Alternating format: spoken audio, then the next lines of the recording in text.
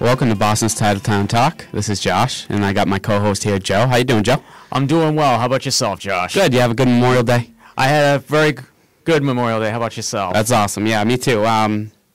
This is actually going to be our first show. We're kicking it off. I've never been a co-host before. Joe's never been on the radio before, but we are planning on having a good time talking Red Sox, Patriots, Celtics, Bruins, all that stuff. Today I kind of want to start with the Red Sox. And they came off just a dreadful 10-game losing streak. They ended up winning against the Braves to snap so it didn't go to 11, but it was the worst losing streak in 20 years. Forgettable for sure. Yeah. And so you look at some of the things you take away from the game is they were basically trailing 6-1 after the fourth inning. Clay Buchholz gets yanked after 6 earned runs. I mean, what do you think's going on with him?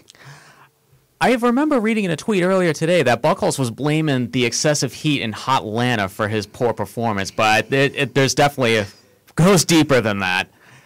But you just got to wonder what the Red Sox are going to do there, because he's got a pretty team-friendly option. If they want to trade him, his contract's actually pretty friendly for a trade in the 2016 and 2017 season, because basically they're both team option seasons. You can buy him out for a couple $100K instead of paying him the $13 million or whatever, and that makes a contract maybe more tradable than some of the other players that are under contract for years and stuff like that. You know what I'm saying? Exactly. But given Buchholz's age, I really hope it doesn't resort to that, and then he's just going to turn it away sooner rather than later. Yeah. I mean, so now we're, quarter the way through the season, Just right? about quarter of the way through the season. The last in the AL East by a wide margin, too. I mean, if they wanted to get to first right now, they're 8 games back. Yep, 8 games back, and is it Toronto that's in first place now? Yeah, and so they don't have a really great record in the division either. I mean, in the AL East, they are 9-17. Oh. So I mean, their winning percentage is ugly, and you go back to some of the main issues. I mean, you can blame injuries because they do have Shane Victorino, they do have Mike Napoli, they do have Will Middlebrooks and Felix Dubron on the DL, and you can blame injuries, but do you blame injuries? In this case, it's kind of 50-50. Middlebrooks and Dubron have been underperforming for as far back as I can remember. Like during Will Middlebrooks' rookie season, he was just hitting home runs left and right, and all that he had to work on was just the contact hitting, of course, which I was hoping he would improve over time, but it seems like it's just been a reoccurring thing. Now, I'm hoping Jenny Dill, of course, isn't the distraction for this whole thing. But Dubron, as I wrote in a previous story, I kind of am saying adios. Last year, he was the one bad pitcher in a good rotation, but now he's joined the club of other bad starting pitchers in the rotation, and it's just, I think it's time we need to get better rather than going backwards. Well, how do you think they get better? We get better? Well, Dubron, since he's only 24 years old still, he still has some room to grow. Okay. Any rebuilding team on that track can maybe take their chances on him, but if the Red Sox are coming off a World Series victory, they need to win again next year because there hadn't been back-to-back World Series champions since the Yankee dynasty back in the late 90s. Cool. Yeah, well, honestly, I think that the Red Sox, as far as pitching goes, I think they have a lot of answers within the organization. And what I mean by that is they have a bunch of young arms that can come up. Yeah, and we we've taken a few trips down to Pawtucket, and we've been able to see some of them. And, there's good pitchers down there, and they have that system, that farm system in the pitching category. Now, something that's a little bit more of a long-term distraction would be that the catcher, they don't have a real great option at catcher. But, I mean, they just did call up Varnway this week, who is also another tradable candidate. Also, that's what we've been hearing. Also, so what you're saying is you're basically saying that you want them to trade Felix Dubron.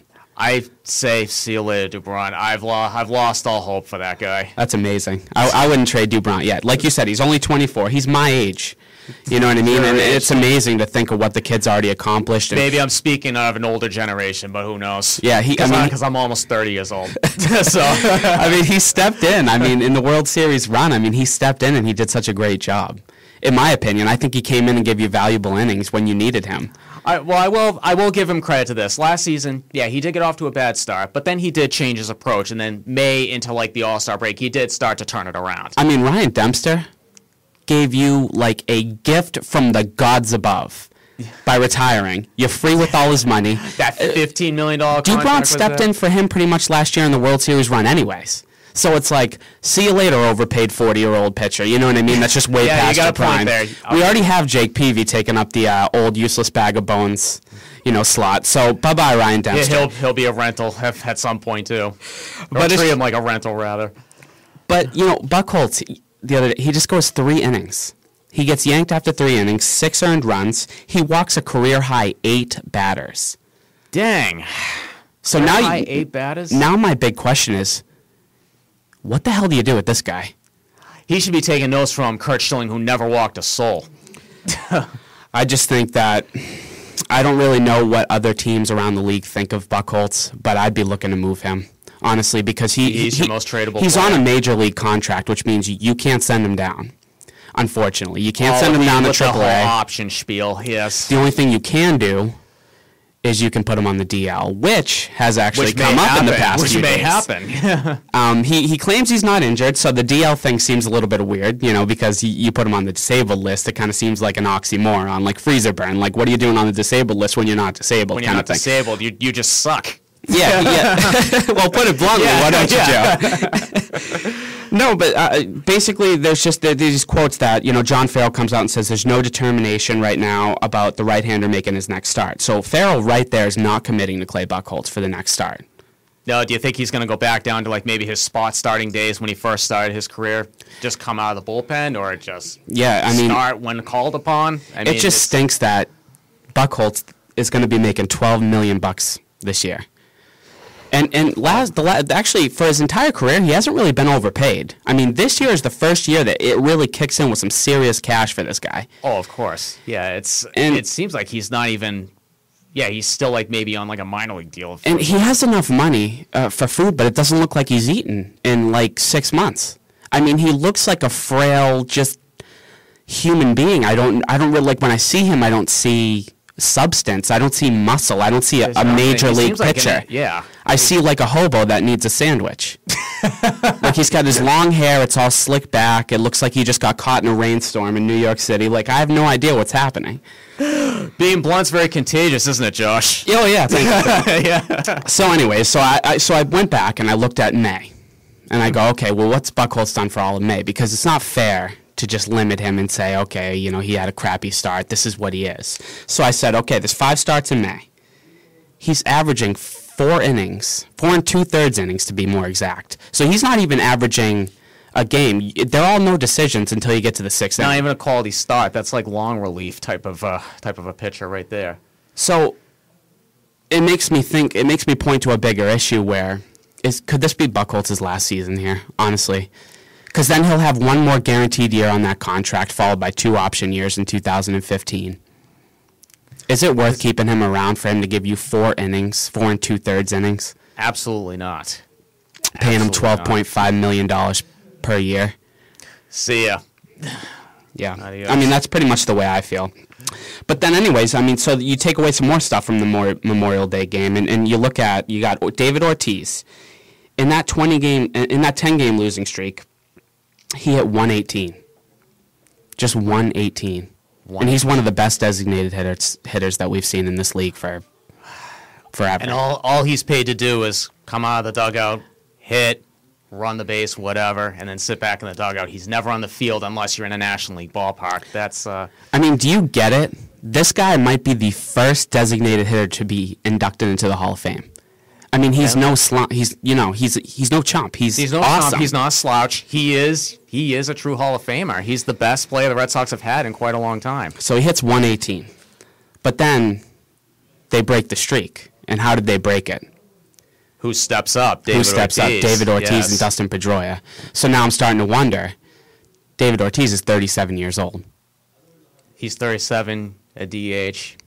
Is he really? Do you think he's being heavily dependent on? I think in the middle of that order, I think he's being too dependent on.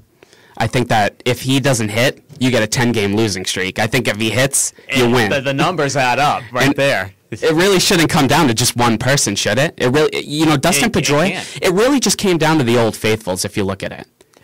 Yeah, you can't. Nobody can play all 9 positions in one game. That's just not possible. And so So you look at it, he hits 118 during the 10-game losing streak, like I said. But during that win, they were behind 6-1. He hits a 3-run homer in the 5th against Irvin Santana, with and then in the bases loaded sac fly against Ian Thomas in the 7th inning. So now you have Dustin Pedroia and David Ortiz. And don't get me wrong, these are the people that you want performing for you in the big moments. But at the same time, he's a 37-year-old player. And, it got me thinking, and this morning when I was looking through some of the stuff, I started thinking about, you remember those comments that he made in the Rob Bradford column?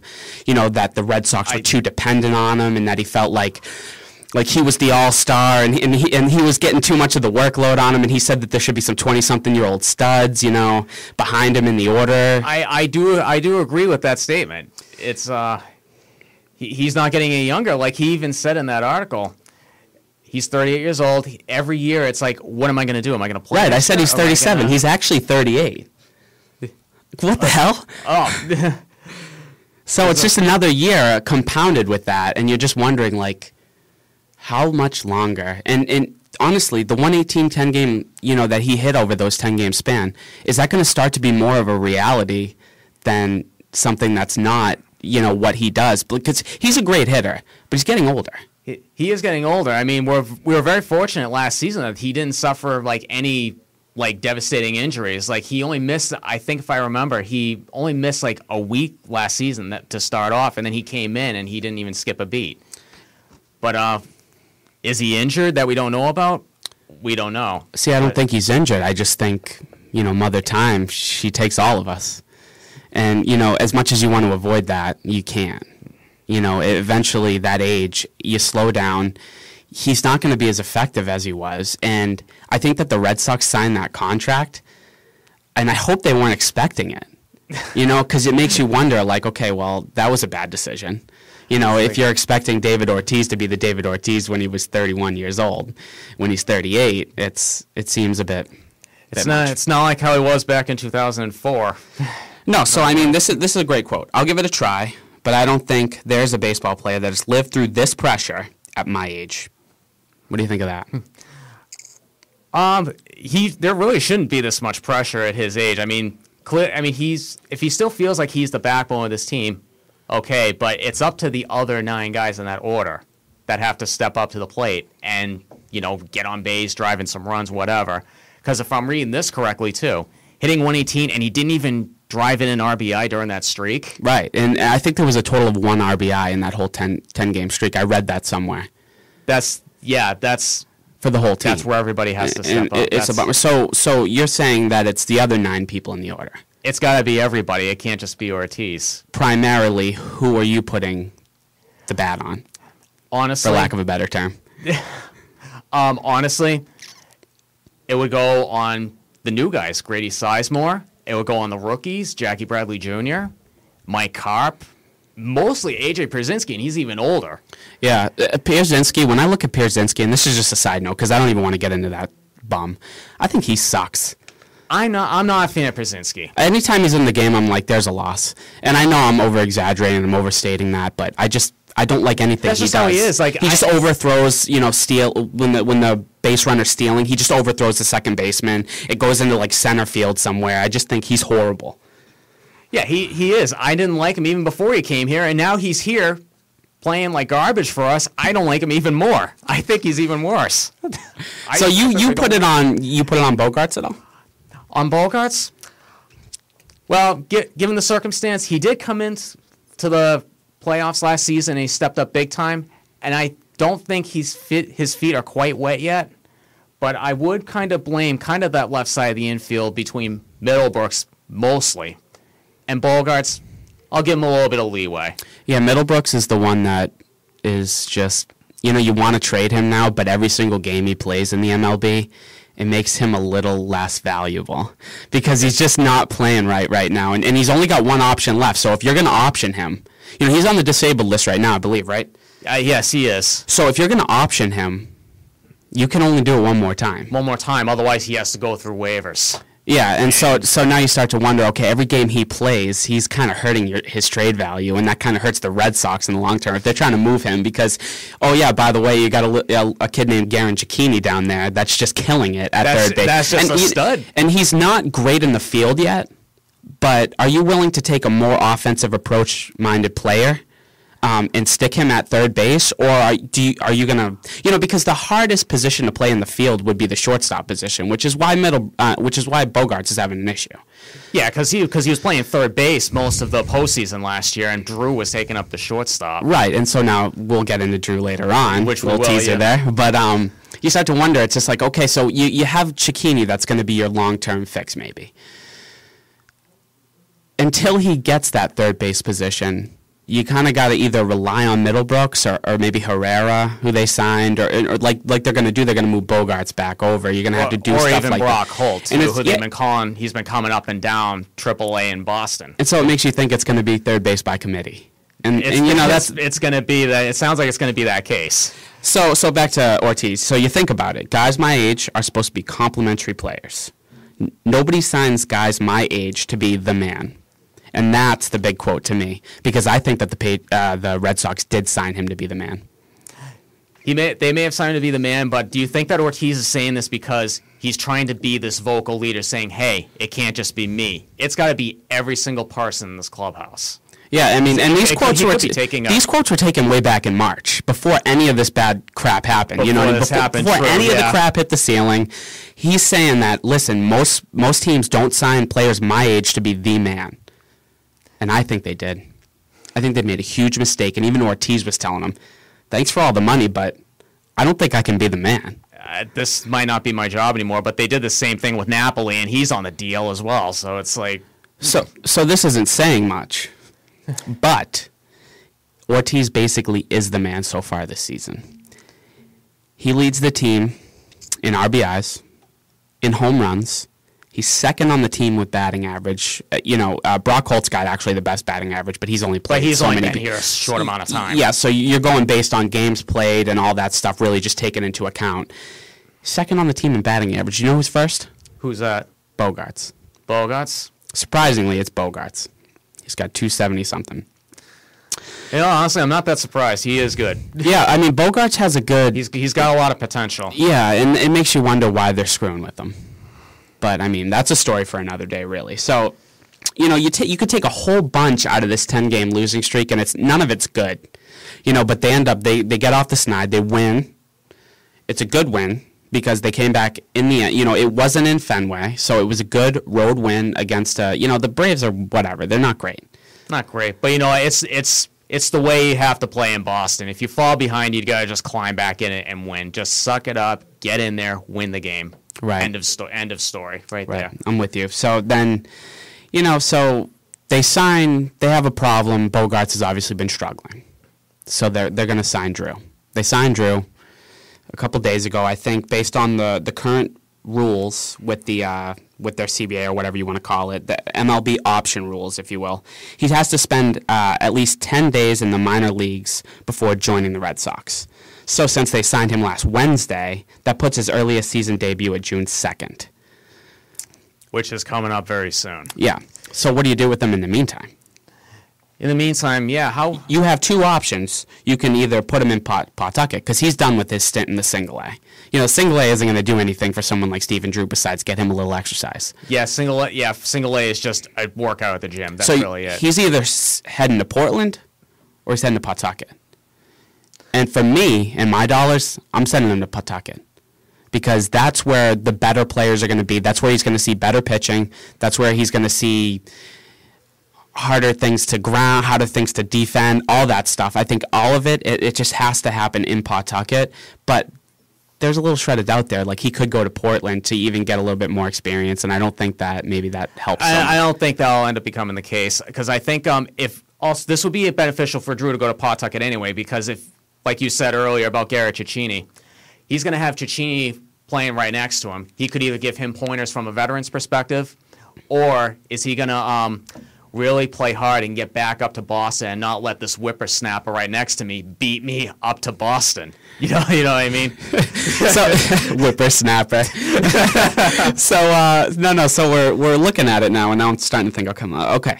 So you got Cicchini down there, and you've got Holt, who's bounced back and forth, like we said. Oh, right, and then so it seems like they just have a lot of options over there. There's so many tools to work with. But does it seem like any options like great? Not as great as I think Cicchini has the highest ceiling, and obviously Bogarts does. I mean, we're excluding Bogarts. I'm talking about Cicchini, Holt, Herrera, any Drew, of those guys. Any of those guys that have a solid spot on the Red Sox. Yeah, I mean, just bounce in between. I don't know. I think that the Drew signing was a little bit premature. I don't know if it was premature because now you're a quarter of the way through the season and you're doing crappy. Yeah, do you think that was just more of a panic move? I think it was, honestly, I wrote something about it. And you can always check our stories out at bostonstitletowntalk.com. Of course. Yeah. Me and Joe, we write almost every single day. There's great stories, and don't forget to go there. There's a little shout-out for you. Yeah, check it out. Check it out. It's good stuff. Anyway, and if you own a Nokia Lumia, or any kind of Windows phone, download the app. Yeah, we got a new app. It's up and running. Man, we're just like just doesn't even matter. Like we're just selfless promotion right here. Anyways, so no. So I'm just wondering what you think Drew is going to do for this team. Do you think that Drew's the answer?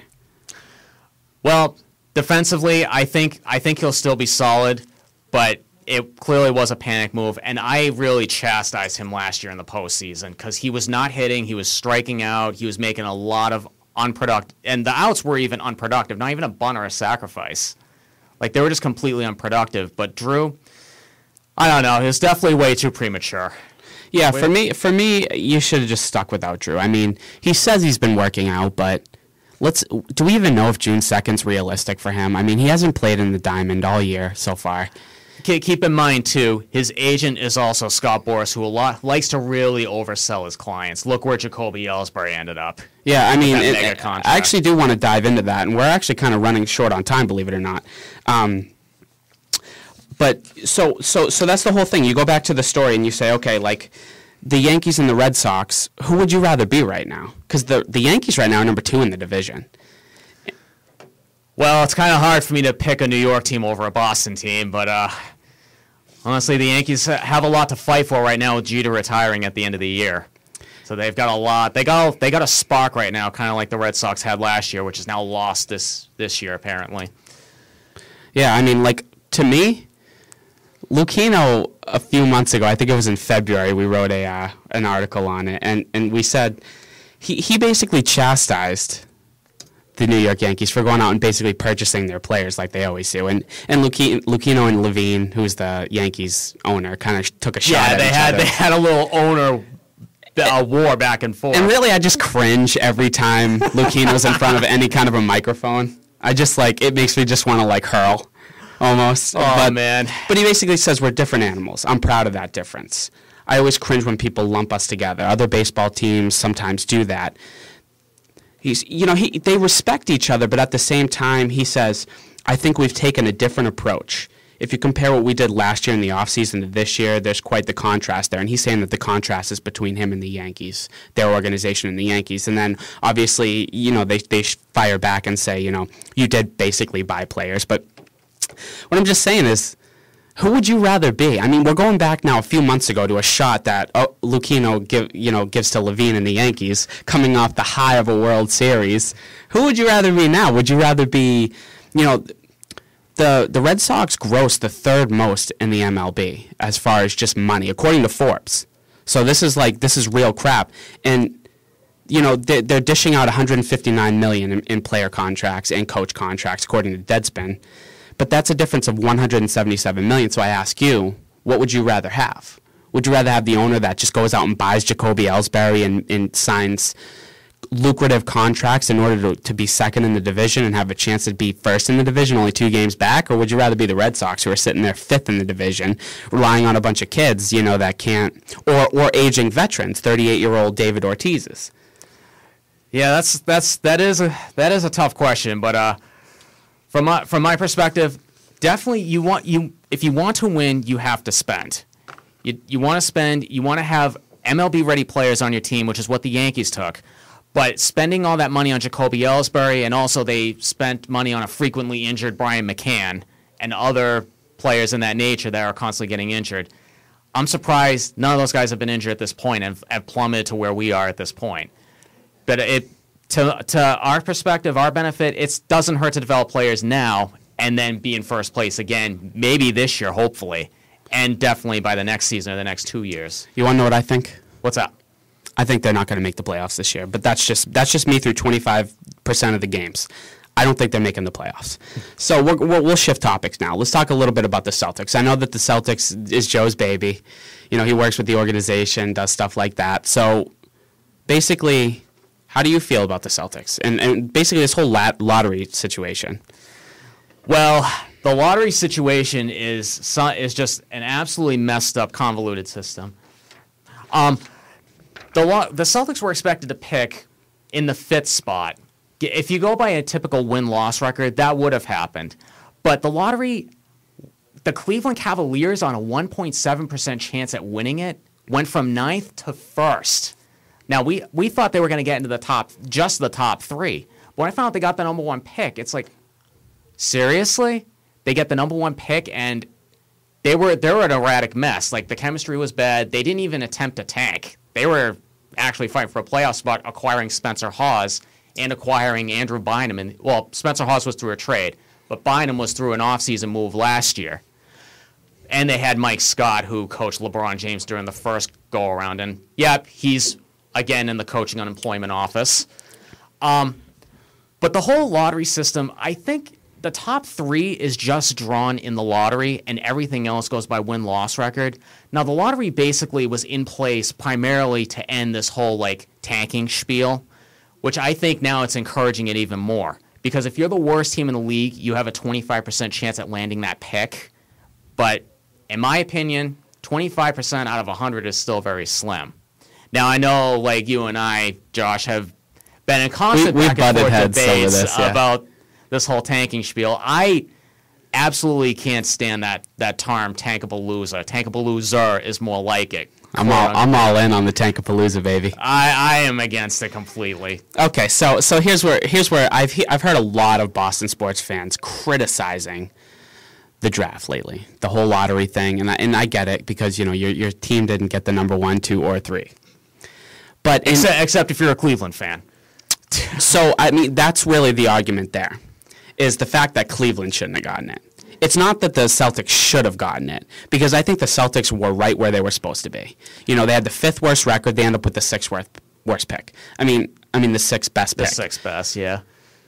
So we won't cry about stuff like that. I mean, any other league, that's where you're supposed to be. I certainly was sitting on my couch watching the TV, had every bone in my body crossed, hoping we get that number 1 pick, but we got stuck with 6. I mean, I was disappointed we didn't get higher than we had hoped, but the 6th pick, the Celtics have not had a bad history picking at 6th overall. No. In the past, they've drafted Larry Bird, they drafted Antoine Walker, Ron Mercer, and even Comcast's own Tommy Heinsohn. Right. They've had some really good selections at number 6. And bear in mind, Paul Pierce was drafted 10th, and Rajon Rondo was drafted 21st by the Phoenix Suns, and we traded for him. Right. So these draft picks are not completely edged in stone.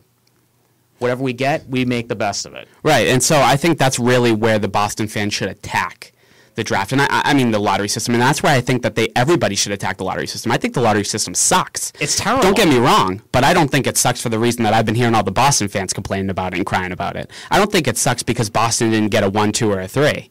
Boston is exactly where they're supposed to be. I think it sucks because Cleveland Cavaliers swoop in and they get their 3rd number 1 pick in the past 4 years, and it's bullcrap.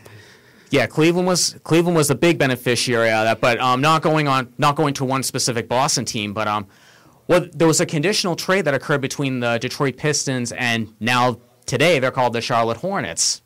Yeah, little reminiscence of the '90s there, going from the Bobcats to the Hornets, but Detroit would have maintained their lottery pick if it stayed in the top 8, but since Cleveland leapfrogged them, that pick fell to 9th and went to the Charlotte Hornets, so they ended up really hurting Detroit in this mess. But again, the lottery, anything could happen. And so the lottery pick was really they needed a top lottery pick to go out and trade for Kevin Love. Yes. So now, in your mind, where's the Kevin Love situation, and where's that going? Well, I think the discussions are still going to be up in the air. But in Minnesota's case, I think this is all going to depend on what Minnesota's going to want.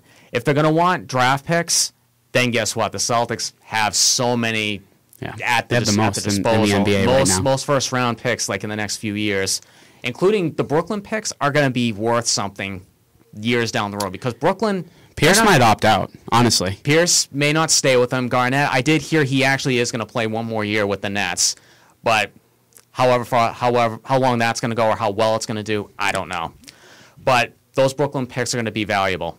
But, I mean, going back to Kevin Love, that pick, I think the discussions are still going to be up. But if I were in Minnesota's case, since Kevin Love made it very clear that he won't stay with the Timberwolves, they are dumb for trying to keep him for all he's worth. Because the Celtics can give him even a better lottery pick than what they ended up with. Minnesota ended up with the 13th pick. Our 6th pick is worth more than what they have. Obviously, you're talking about the 6th pick to the 13th pick. The 13th pick. I mean, that's is a difference of 7 spots worth Kevin Love to you? Difference of 7 spots? Well, I don't care if we don't get the 13th pick. I think getting Kevin Love pairing Kevin Love with Rajon Rondo is definitely going to be a big thing heading into next season. I think it'll speed up the rebuilding process, and it will encourage Love and Rondo to stay in Boston for the long haul. Well, you need to encourage Rondo, that's for sure. And this has to be in Rondo's case as well because he's the captain of the team. He's going to have to lure a lot of these players onto his team, and not a lot of people like Rajon Rondo outside of the Celtics. No, not a lot of people do. I'm glad you're finally admitting this, Joe. Yeah, no, he even admits it himself. Not a lot of people like him, and he doesn't like a lot of people he plays against either. So, hey, good for him. It's a two-way street. I mean, couldn't the NBA use a little bit of that? Seriously, That's why they're all best Rondo. friends. He's so fiery. They're all best friends. It's sickening. It makes the sport just not fun to watch for me. Which is why I'm so glad that you write for me because you write about all of it, and I don't have to watch it. So, thank you. Well, that's not by choice on my terms, but I hear you. But so you wrote a beautiful article today, and I think I'll be nice. It's a nice article. There's two prospects right now working out with the Celtics. They're going to be coming to Waltham fairly soon. I'm very excited to actually see them coming in soon. Why don't you tell the listeners who they are? One of the picks is actually a Haverhill, Massachusetts native, right in your backyard, Josh. All right. His name is Noah Vonleh. I've been actually screaming for him since the end of the season. He's a 6'10". Even though he's labeled as a power forward, he's got all the capabilities of being a really good center. He averaged 2.1 blocks a game for Indiana last season, which actually he ended up winning Big Ten Freshman of the Year last year. And that block average was more than what our leader was, and that was Chris Humphries. I think averaged barely under 2 blocks a game. But bear in mind, we had a lot of undersized power forwards playing center. Yeah. That was a big problem. That's what my concern with this guy is. He's a little undersized to be playing center, too. And so it's just like you're on a team where, how many forwards do they have right now? They have Humphries, Sullinger. If Humphries stays, they have Bass, Olenek, and Sullinger. Okay, so what do you have, 4 or 5? That's now 4. So you have 4 power forwards, and you really only need, 2 on the court at one time? You need, theoretically, just 2. Just 2.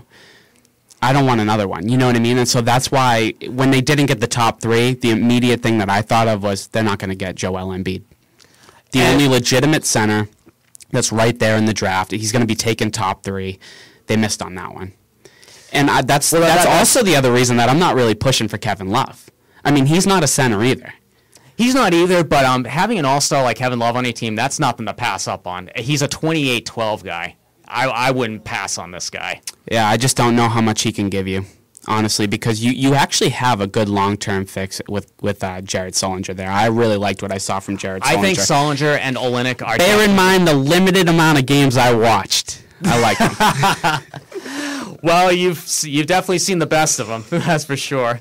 But him and Olenek, I think, are going to have great futures in this league, and I'm really happy that we're able to actually have our hands on him, considering they made it to the rookie challenge last year, the All-Star festivity. Right. Olenek had a big thing, yeah. Right okay, yeah. Well, you did write about that too. You can check out all this stuff right on BostonTitleTownTalk.com.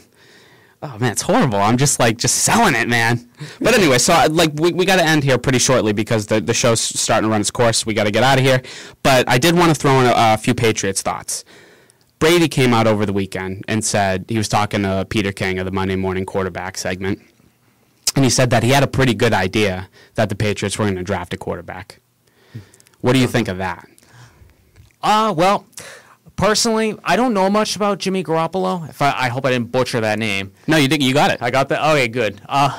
Garoppolo, I don't know too much about him, but I know that I thought we probably should have went with A.J. McCarron. I thought he had a little bit more promise. I really liked what he did with Alabama. But, of course, Alabama, that football team is such a very well-run program with Nick Saban as the coach. I think McCarron would have been a better option, and Brady would have been a great role model for him. And McCarron had met Brady during a workout, so I think the chemistry was already there. I thought the Patriots kind of missed out on McCarron, and instead he ended up going fifth in the fifth round. Right. Fifth round. Yeah, so you think basically they get this Garoppolo kid, right? Yes. He's out of Eastern Illinois. It's not a huge school. He's not a huge name. They take him over some of the other like you said, like A.J. McCarron, who was still on the board or whatever, but most of the really big names were off the board already. So let's be fair to him. Yeah. I mean, I'm not going to chastise him. I just think, from what I've seen, what I do see kind of developing here, and the Patriots are my baby, just for everybody that's listening for the first time ever. What I do see here is a good, almost like a good setup for an ending that's almost going to end exactly how you'd want it, rather than a Brett Favre kind of ending where they almost kind of forced him out, and he was like, "Well, guess what? I'm going to go to your rival." The Vikings, and try to play against you just to screw you over. I think that the Patriots, what they're doing here is they're almost setting up for kind of a happy ending, if you will, with Tom Brady. They're letting him there were reports that he had input, he was sitting at the table with them. None of those were confirmed, but that he was interviewing some of the prospects with them, and he had input in the whole thing. And just based on his quotes, he says, I felt like I had a pretty good idea we'd take a quarterback. That just tells me that they let him know. And Brady's not going to come out and say, yeah, they told me. In simple terms. He's going to say, yeah, I had a pretty good idea, because they're in his ear. They're telling him, and I think that it sets up for a really just a positive situation when he decides to hang it up. As far as Jimmy Garoppolo being the guy that takes it over, I'm not sure about that. Do you think it would end up being Garoppolo, or do you think they're going to hold on for Ryan Mallett for all he's worth? I think that, the report came out this past weekend, I'm glad you went there, that they're actually... Bill Belichick plans, or so he said, he plans on not trading Mallett. I wouldn't trade Mallett either. I think he's a pretty good... I mean, of course, we'd never seen him play in too many regular season games because look who's there, Tom Brady. So Mallett entering his final year, you keep him. Interesting. I personally would keep him. See, that's 3 quarterbacks. That's too much for me. Get one of them out of there, and it's not going to be their second-round pick. And so, Garoppolo obviously is their second-round pick. So, I'm thinking Garoppolo was the long-term. Either he's going to help take over for Brady in that whole transition period, or he's just another guy that they're trying to groom up, sell a team on a trade for him, and because you still realistically have good 3 seasons with Brady. So it's not like Garoppolo has to be the guy. It's not like they had to draft the guy this year. And that's why I think a lot of fans got pissed off about, is their approach this offseason was like a little weird. It was like, okay, we'll go out and sign the best defensive free agent on the market right now in Darrelle Revis, and we'll pay him big dollars, pay him to be the top player on defense, and then all of a sudden it's like, oh, but in the second round, we're not going to draft for this season and to win right now. We're going to draft for the future. And so you wonder, you're like, well, what the heck are they doing? And really, for me, I thought in the first round they should have taken a tight end. I thought they should have taken really a defensive end, something, and they ended up taking a defensive lineman with Easley. They did. They took Dominic Easley from, what was he, from Florida? Yeah, but he wasn't a huge name on anybody's draft board, and that's fine. If they liked him, and then you go take him. If they like him enough to take him, then that's good. That's great. But then the second round, you have an opportunity to add something, anything, And I just felt like really what they needed, their biggest need was, offensive lineman, like I said, tight end, I think was their top priority. But they didn't, they didn't add a tight end in the draft at all. They brought in a few after. So congrats to them for bringing in some tight ends and realizing that they had a deficiency there. But it really wasn't where you'd want to see them go ahead and take like a Rob Gronkowski or the next Hernandez in a position in the second round. Instead, they drafted for the future. And so it had a lot of people pissed off. It's like, well, what are you doing here? You go out and sign Revis for right now you want to win. And then in the second round, you waste a pick on the future. It seems contrasting. I can never figure out the mind of Bill Belichick, but some reason his stuff always works. It does always work, and I mean, he's got like a crazy... I stopped questioning their decisions years ago. Yeah, and I mean, and just the last topic that I think we're going to dive into today, because we're already going on to 40 minutes here, believe it or not, is Coach Bill O'Brien. He gets hired in Texas as the Houston Texans head coach. Obviously, there's a relationship there, him and Bill Belichick. Bill Belichick often has deals going on with his friends. And so, you got word coming out that Andre Johnson, one of the best wide receivers in the league over the past, 5-10 years, is not happy in Houston. I don't think anybody would, because they kind of rushed Matt Schaub out, and I didn't think Matt Schaub was that bad. I think Houston just really kicked his rear from time to time. So Ian Rappaport, of course, is reporting all this stuff, and he's very reliable. And this is something that I've found just being just a reporter. I mean, when Ian Rappaport says something, usually he's got good sources. He's dead on. Yeah. And so he says basically that Johnson isn't going to show up for the mandatory minicamp or the voluntary minicamps, which means that he's going to hold out. And he wants to move. He doesn't want to be part of a rebuild over there in Houston. I wouldn't waste his talent. I feel bad that his talent's being wasted on a bad franchise. Well, he's 32 years old. And so now, if they were to move him, there's an $11.96 million cap hit against the Houston Texans, which gets most people to say he's not being moved. You know what I mean? They're not going to take that hit and not have the player. But at the same time, you wonder, if he doesn't want to be part of a rebuild, what in essence is a rebuild? That $11.9 million doesn't hurt a team that's just trying to rebuild for this year. They're not trying to win this year. They're going into the year knowing that they're rebuilding. They had the number 1 overall pick, and they may end up with that again next year. So does that $11.96 million, and I'm asking you, I'm deferring to you on this, do you think that really hinders them from moving Andre Johnson if he's going to be a problem in the locker room? They should move him as quick as possible. And I mean, I'm saying that loosely. He's not going to be a problem in the locker room. I'm sure the guy's going to come and he's going to show up. He's never had any issues as far as on the field or off the field. He's really just a professional. He is. He's a good player. Do you really want someone that's publicly saying he doesn't want to be there? Personally, no. And if it costs you $11.96 million on a year where you think you're going to lose anyways, does that really cost you? It really shouldn't. It shouldn't cost you more than an arm and a leg to move him. Yeah, so he's going to skip those things, and I think that maybe there could be a trade brewing. And I don't want to get everybody excited because I have no inside knowledge of this at all. We've been to a bunch of events, so we know some stuff. But I have no inside knowledge of this particular trade, although it seems like it could be shaping up for a little bit of a wheel and deal kind of thing. I mean, the Patriots didn't really... They have good young prospects at wide receiver, but they didn't really go out and get Brady, that guy, for the short window, but they did on defense. So it makes you think that, okay, they want to win right now. And so that mindset, if they're going into the draft and they say, we're not going to take a tight end because we're going to go get Andre Johnson.